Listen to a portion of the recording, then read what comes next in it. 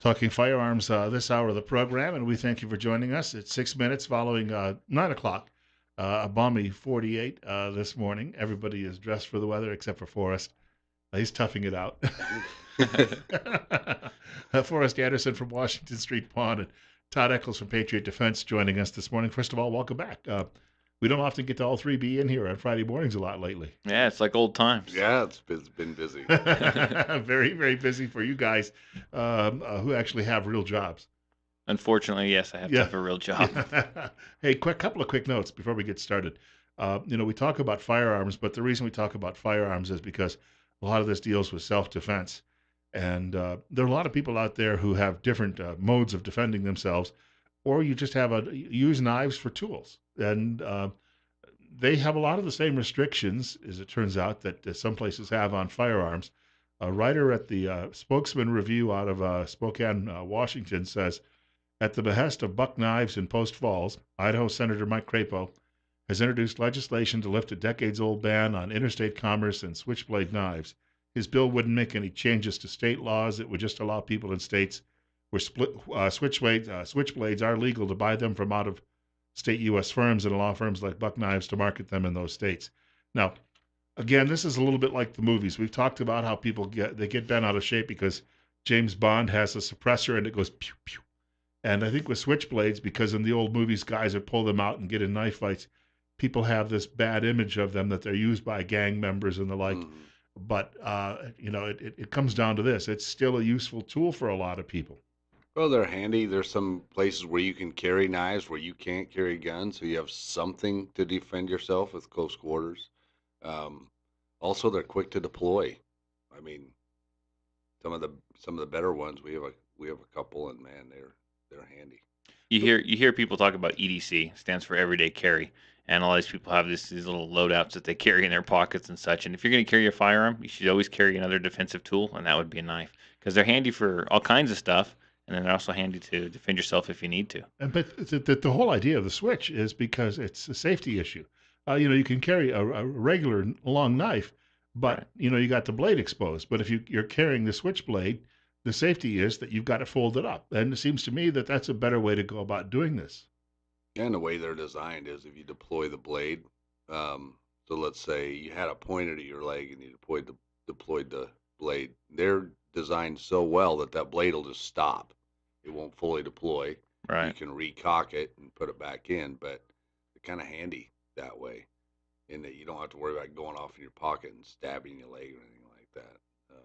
I went to a knife show some years ago, and it's the same market as it turns out for people who own firearms, which, I wasn't totally surprised, but when I got there, I saw a lot of friends who I would have recognized from various gun shows, but they were at the knife shows. So and again, I think a lot of that's related to hunting too, as well, because if you're hunting, you got to have a combination of these things. Well, yeah, and another thing people need to think about too is we talk about firearms here. This is a firearm show, but knives, just because it's legal here doesn't mean it's legal somewhere else. So you really got to watch your knife laws too. They'll jam you up if they want to. They'll jam you up on those just as bad as a firearm in other states. Hmm. And when it comes to the hunting aspect, I mean, as a hunter, that's one of your most important tools.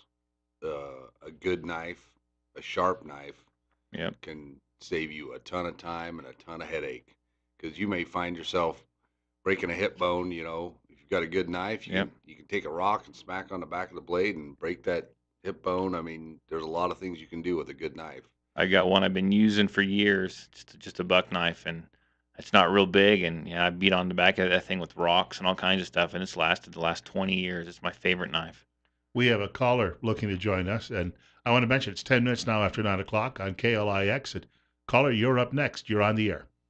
Good morning, gentlemen. So could you give us a definition of a switchblade? Because like piranha knives that are made locally, which are great knives to use, is that not considered a switchblade? I have two piranhas. I'm not sure about the terminology. I consider them a switchblade. The blades are contained within the handle. I hit a switch and the blade pops straight out. Exactly. So I would consider those a switchblade. And those That's piranha knives are made locally, and they're some of the best knives you can buy. Agreed. So is that So they're legal in Idaho then? Switchblades are then? Yeah, but what I believe what this bill is trying to do is make it so that Buck can sell these knives in other states other Okay. than Idaho. Okay. I appreciate that clarification. Thank you very much. And Yep. it'd be good for UPS as well, delivering all of these around the country. So it helps out the economy nationwide if we do that. Another quick thing I want to point out about media that I happened to see this past week. A guy by the name of Dana Milbank. He writes for the Washington Post. There's a reason it's called Pravda on the Potomac because guys like him work there. I've seen him on TV, and he's very, very liberal. The headline is the NRA's idea of recreation: assault rifles, armor-piercing bullets, and silencers. And then he's complaining about the recreational enhancements he saw at a Sportsman's Heritage Recreational Enhancement Act, or rather, what the law would do, Act of 2017, allowing people to bring assault guns and other weapons through the jurisdictions where they are banned, rolling back decades-old regulations on the use of silencers, protecting the use of armor-piercing bullets, easing importation of foreign-made assault rifles, protecting the practice of baiting birds with grain as they migrate and then mowing them down. So, he's upset about all of that. I guess the little birdies are not going to fly into Washington if this happens. But everything he's writing about and the terminology that he uses, the first thing that raises in my mind is it's scare terminology is what he's doing. Yeah, it's just propaganda. They try to find a word that sounds scary. Assault. Yeah. Yep. Rather than a semi-automatic rifle, it's become an assault rifle because that sounds scary. And I call them both. I don't care what you call it. I know what it is. I know what it does. But for people who aren't gun people, that sounds scary. Mhm. I just saw that in an article the other day of that kid that went up to Washington and did that school shooting. I just was reading that this morning, and he came in with an assault rifle, then it jammed, and then he went for his handgun. Assault rifle, ridiculous. If Yep. he's beating people over the head with a baseball bat, It's an he's assault assaulting bat. them. Yeah, it's an Yeah. assault bat. Yeah. Yeah. And then when they say silencers again, we get back to that, and it's because of movies, people have the impression that criminals are going to use these things so they can quietly shoot people. Odd because everybody has a cell phone camera today and is taking pictures. They'd be taking your picture while you're using the suppressor in the first place. But there's a belief somehow that these things are going to increase crime. I don't know where they get these notions. Well, a good suppressor on an AR-15 or an AK is going to reduce the sound level to about 135 decibels, which I don't know if you're familiar how loud 135 decibels is, but it's really loud. Some of them can get them down to 130 decibels. But regardless, it's very, very, very loud. It doesn't make them, they're called suppressors, not silencers. They do not make it silent. They suppress the sound. Subsonic ammunition, they get pretty quiet, but subsonic ammunition on its own is pretty quiet. They just reduce a little bit of sound. And the other problem with subsonic ammunition is you don't have a very long reach with it. 300 Blackout's a very common subsonic caliber, and the effective range on those is about 125, 150 yards because that bullet starts to drop so fast at that point because there's no velocity. It has to be under 1100, about 1125 feet per second to stay subsonic. That 135 decibels, that would be lower than if you went to a football game in Kansas City, which I think is the loudest stadium in the country, and probably my own experience sitting in the Albertson Stadium is when that crowd is really rocking, it's louder than 135 decibels. You might be surprised. A one-time shot of 135 decibels is still pretty loud. Of course, if you had a bunch of people, 5,000 people doing that at the same time, it'd get really loud. Well, it's interesting too. They think that letting suppressors through, letting everyone have a suppressor, all these crimes, people are going to commit all these crimes and shoot all these people. They said the same thing about constitutional carry. There's going to be blood in the streets. It's going to be like a Wild West. Their excuses, they're not valid. Nothing bad ever happens. Nothing ever comes from them. I don't know how you would enhance committing a crime by the use of a suppressor. Here's the thing about a suppressor. It makes your gun twice as long. Makes it longer. It makes it heavier. It can improve your accuracy a little bit, and it can reduce the recoil a little bit, and it reduces the sound. But it gets super hot. I mean, Oh yeah. really hot. So, I mean, if you're trying to like be tactical and commit some clandestine crime with a suppressor, all you did is made your gun longer, and as soon as you like sling that weapon and it touches your leg, you just burnt a hole through your pants and a big hole in your leg. So they wouldn't be a crime enhancement. Law enforcement can use them. Like there's some suppressors they make that kill all the flash. So if they go into a meth house, it's got a bunch of chemicals in the air and they have to shoot, it's not going to blow the house up.